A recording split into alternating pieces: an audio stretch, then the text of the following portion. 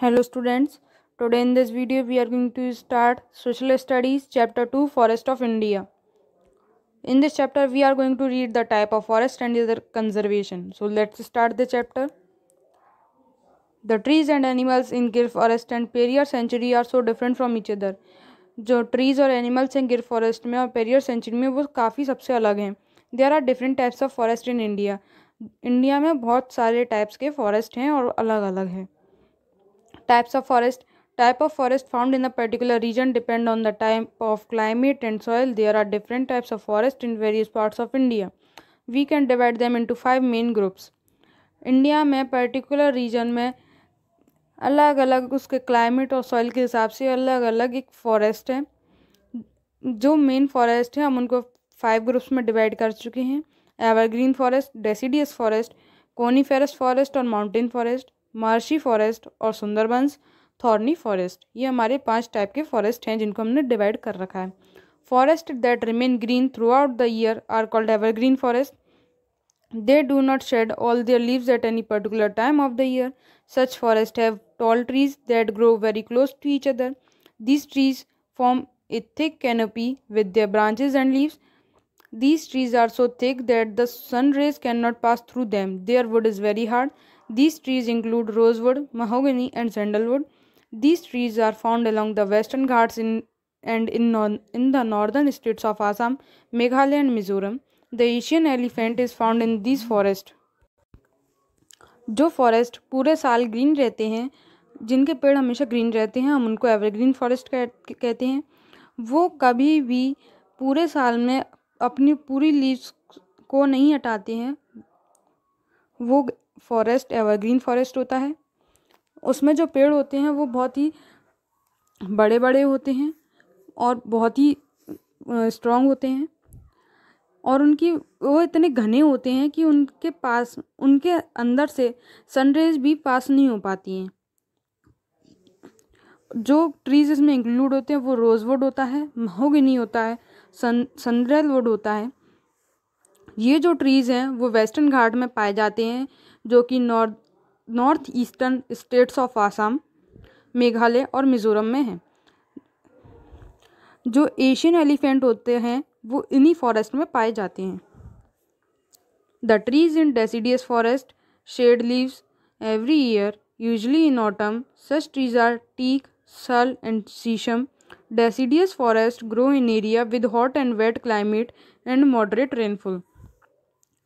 जो ट्रीज हर साल अपनी लीव्स को ऑटम में झड़ा देते हैं वो डेसिडियस फॉरेस्ट होते हैं. इसमें जो ट्रीज आते हैं वो टीक, सेल और शीशम होता है. जो डेसिडियस फॉरेस्ट होते हैं वो गरम और वेट क्लाइमेट में और मॉडरेट रेनफॉल में ही पाए जाते हैं. Deciduous trees have broad leaves. These forests are found on the hills of the southern plateau and on the foothills of the Himalayas in Uttar Pradesh and Uttarakhand. The wood of these trees is good for making furniture. Animals such as monkey, deer, large cats and different kinds of birds are found in these forests. Deciduous trees जो होते हैं उनकी leaves जो होती हैं बहुत ही ज़्यादा broad होती हैं. ये जो फॉरेस्ट होते हैं वो साउदर्न प्लेट्यू में पाए जाते हैं और हिमालयाज़ के फुटहिल्स पे पाए जाते हैं जो कि उत्तर प्रदेश और उत्तराखंड में हैं. जो वुड होती हैं इन ट्रीज की वो फर्नीचर बनाने के लिए बहुत अच्छी होती हैं और monkeys, deer, cats, large cats और बहुत सारी तरह तरह की बर्ड्स यहाँ पर देखने को मिलती हैं. Trees that bear cones and have needle like leaves are called coniferous trees. Pine, spruce, फir, cher and deodar are some trees found in the coniferous forest. They grow in very cold regions. Their wood is soft and good for building houses and for making furniture. Thick coniferous forests are found on the higher slopes of the Himalayas. Coniferous forests are also called mountain forest. जो trees जिनकी ऊपर की side कोन जैसी होती है, needle जैसी leaves होती हैं, उनको हम कॉनीफेरस ट्रीज कहते हैं. जो कि pine, spruce, fir, chir and deodar हैं. इन ये ट्रीज़ के नाम हैं जो कि कॉनीफेरस फॉरेस्ट में पाए जाते हैं. ये जो फॉरेस्ट है वो बहुत ही ठंडे रीजन में होता है और जो इन ट्रीज़ की जो वुड होती है वो बहुत ही सॉफ्ट होती है, जो कि हाउस बनाने में, फर्नीचर बनाने में बहुत अच्छी होती है। जो घने कॉनिफेरस फॉरेस्ट होते हैं वो हिमालयाज़ की ऊंचाइयों पे पाए जाते हैं। कॉनिफेरस फॉरेस्ट को हम माउंटेन फॉरेस्ट भी कहते हैं। Forest found on the deltas of rivers are called marshy forest. These forests are also called mangrove forest. For example, in West Bengal, there are thick forests in the delta of the river Ganga. They are called Sundarbans because of the Sundari trees, a type of tree that grows only in these forests. Shrubs, ferns, and palm trees are also grow in these forests. These trees grow in salt water as well as fresh water. They have stilt roots that stand above the mud and water to help them breathe. The famous Royal Bengal tiger, crocodiles, and spotted deers are some animals found in these forest. जो forest delta reverse के पास पाए जाते हैं हम उनको marshy forest कहते हैं। इन forest को मैनग्रोव फॉरेस्ट भी कहते हैं। जैसे कि वेस्ट बंगाल में जो घने घने फॉरेस्ट हैं वो रिवर गंगा के पास हैं, उनको हम सुंदरबंस भी कहते हैं क्योंकि उसमें सुंदरी ट्रीज हैं, जो कि एक टाइप का ट्री है जो कि सिर्फ फॉरेस्ट में ही होता है। श्रब्स, फर्न्स और पाम ट्रीज भी इन्हीं फॉरेस्ट में पाए जाते हैं। ये जो ट्रीज हैं वो सॉल्ट वाटर में और फ्रेश वाटर दोनों में उग जाते हैं, और जो इनकी रूट होती हैं वो मड के ऊपर भी होती हैं, जो कि उनको पानी में सांस लेने में हेल्प करती हैं। और जो फेमस रॉयल बंगाल टाइगर है, क्रोकोडाइल्स हैं और स्पॉटेड डियर हैं, वो सब एनिमल्स इन्हीं फॉरेस्ट में पाए जाते हैं। Rainfall is scanty in desert areas. Only bushes, short thorny plants, and few trees can grow in deserts. In India, we have thorny forest in the dry regions of Rajasthan, Punjab, Haryana, central Maharashtra, East Karnataka, and Gujarat. Trees such as babul, kikar, and kher grow in these places. Thorny plants are trees have long roots that spread over the ground and grow deep into the soil to absorb as much water and minerals as possible. This helps shrubs and trees in the thorny forest to survive for long periods without any water or rainfall. Besides camel, great Indian bustard, Indian gazelle, Indian wild ass, desert cat, and black buck are found in these forests. जो desert area होते हैं उनमें rainfall बहुत कम होती है, उनमें सिर्फ और सिर्फ बुशेस, शॉर्ट थॉर्नी प्लांट्स और कुछ ही ट्रीज जो होते हैं वो डेजर्ट में होते हैं। हमारे यहाँ जो थॉर्नी फॉरेस्ट हैं वो ज़्यादातर ड्राई रीजन्स में है, जो कि राजस्थान, पंजाब, हरियाणा इन सब जगहों में हैं। जो इन जगह पर ट्री पाए जाते हैं वो होते हैं बाबुल, कीकर, खेर। जो थॉर्नी प्लांट्स होते हैं उनकी जो जड़ें होती हैं, रूट्स होती हैं, वो ग्राउंड में फैली हुई होती हैं और सॉइल में होती हैं, जो कि उनको ज़्यादा से ज़्यादा पानी मिलने में और मिनरल्स मिलने में पॉसिबल हो जाए। जो this help shrubs and trees, जो कि श्रब्स और ट्रीज जो थॉर्नी फॉरेस्ट में होती हैं उनको ज़्यादा समय तक ज़िंदा रहने में हेल्प करती हैं, बिना पानी के और बिना रेनफॉल के। इन जगहों में कैमल के अलावा great Indian bustard, Indian gazelle, Indian wild ass, desert cat and black buck भी पाए जाते हैं इन्हीं फॉरेस्ट में। Wildlife in India. Wildlife means animals and birds living freely in a natural habitat. We find a large variety of wildlife in the forest of India.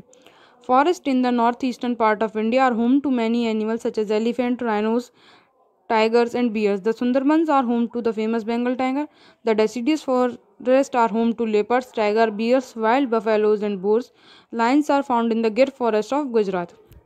Wild life का मतलब क्या होता है? जो animals और birds होते हैं वो नेचर में फ्रीली रह सकें वो होती है wild life.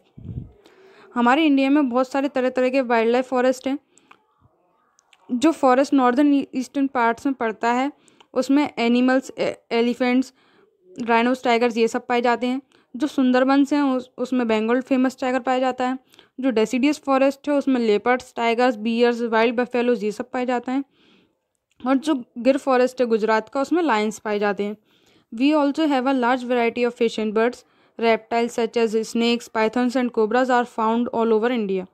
Crocodiles and tortoises are found in most Indian rivers. Hunting and killing of wildlife has made many beautiful and rare species of animals and birds extinct. हमारे यहाँ बहुत ही लार्ज वैरायटी में fish भी हैं, birds भी हैं. जो reptiles होते हैं जैसे कि स्नेक्स, पाइथन्स, कोबराज, ये सब भी इंडिया में पाए जाते हैं. क्रोकोडाइल और टॉर्टोइज भी इंडिया की काफ़ी सारी रिवर्स में पाए जाते हैं. और जो हंटिंग और किलिंग होती है इन वाइल्ड लाइफ की, उस वजह से हमारी काफ़ी सारी जो एनिमल्स की स्पीशीज़ हैं वो ख़त्म होती जा रही हैं.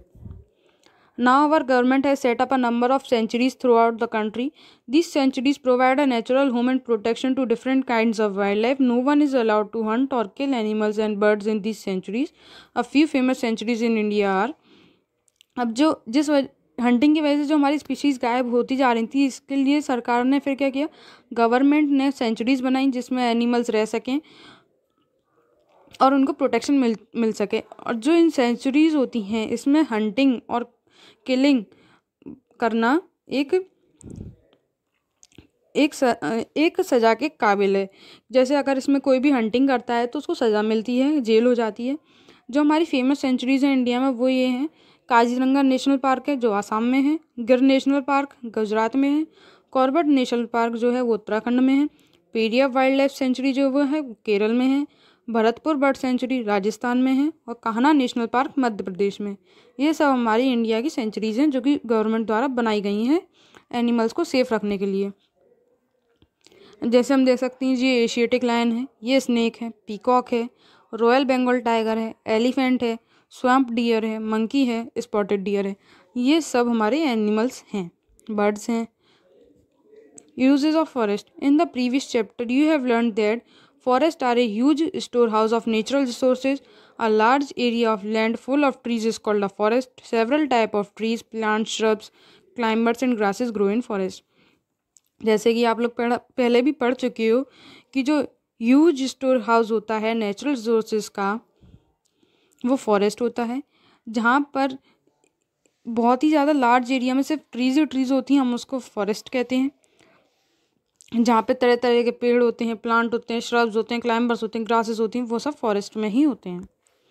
Forest grow in almost every part of the world. A number of wild animals live in these forests. Besides being home to plants and animals, forests provide us with many raw materials that are necessary to make things for our daily needs and comfort. जो forest होते हैं वो world के काफ़ी सारे part में होते हैं जो कि वाइल्ड एनिमल्स को रहने में हेल्प करते हैं.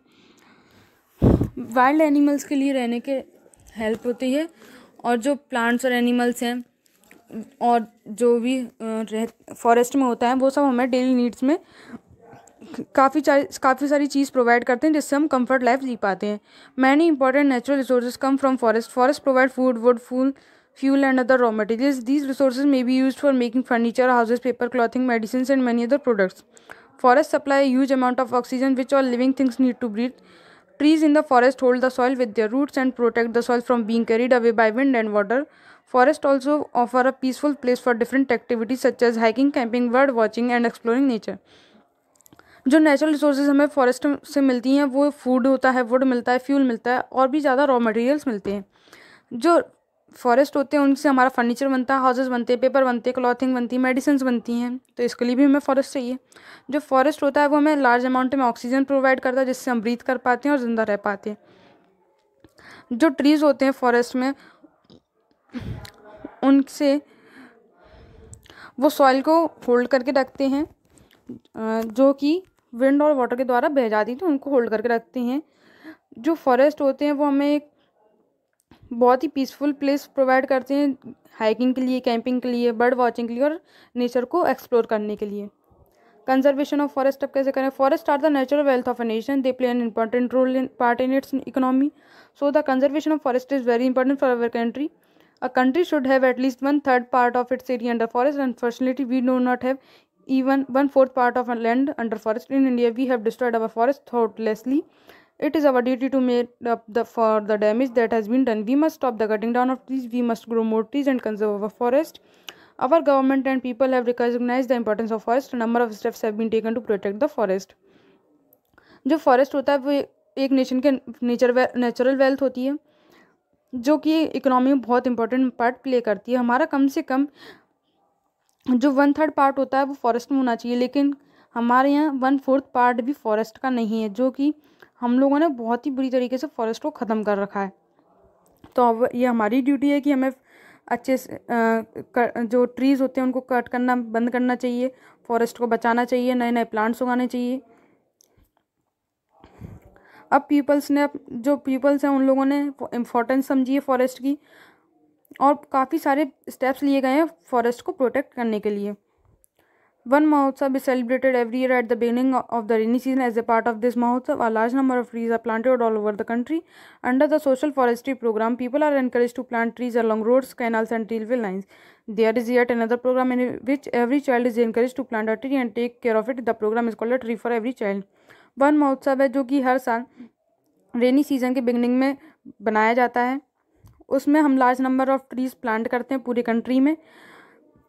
Under the social forestry programme people encourage होते हैं और काफ़ी सारे ट्रीज़ लगाते हैं। और यहाँ पर एक अलग तरह का प्रोग्राम भी होता है जिसमें एक बच्चे के नाम पे एक ट्री लगता है, जिसका नाम है a tree for every child. The Chipko movement has brought great awakening among the people in many parts of India. In the early 1970s, the villagers in the Alaknanda Valley in Uttarakhand started a movement in which they hugged the trees if anyone tried to cut them. Thus, they provide how important trees were to them. जो चिपको movement था उसने India के सभी parts में एक awareness आई है चिपको movement की वजह से। जो 1970s में जो विलेजर्स थे अलकनंदा वैली के, वो ट्रीज़ को हक करते थे जब भी कोई ट्रीज़ को काटने आता था, वो ट्रीज़ को एक प्रोटेक्शन प्रोवाइड करते थे। ये था हमारा चिपको मूवमेंट जो कि 1970 में शुरू हुआ था। So students, this is your chapter, you have to read this chapter at your home.